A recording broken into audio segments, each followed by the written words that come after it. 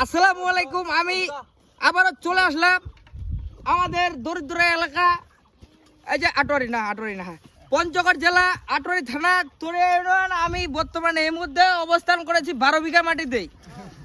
এই যে 12 বিঘা যেটা এই যে শসা লাগাইছে, এগুলো সাদা সাদা হইছে, এই যে এগুলো সাদা সাদা হইছে, এগুলো কি আবার দুধ দিয়ে ধুইছে নাকি আবার ভিতরটা, তাই এই জন্য সাদা সাদা হয়েছে হয়তো।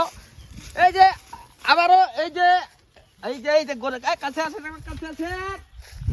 এগুলো শসা, এগুলো আবার বিচি আবার বিচি করবে, করে আবার এই যে বিচিগুলো আবার যাবে দেশ থেকে বিদেশে। আবার এই বিচিগুলো আবার বেটি ছোয়ালার মেকআপ হবে, মেকআপ থেকে আবার অনেক বেটি ছোয়া চিল্কি সাজে যাচ্ছে। চিল্কির কারণে আমরা তেমন ছেলেগুলো আবার ওটা চয়েস করে। এই শসার এরকম মিশিয়ে আবার এটা গায়ে ও খুব বর্তমান খুব কিবা আমরা এই যে আজকে আমি আবার এই যে কোম্পানি থেকে আমি কোম্পানি ছিলাম, আমার গায়ে যায় যে আমার গায়ের পোশাকগুলো দেখতেছেন না ভাই, আমার গায়ের পোশাকগুলো গায়ের পোশাক আমার যে আগে ছিল সেটা তো আপনারা দেখতেছেন মাইফিসটা বাইসকাপ তেমন ভালো নাই।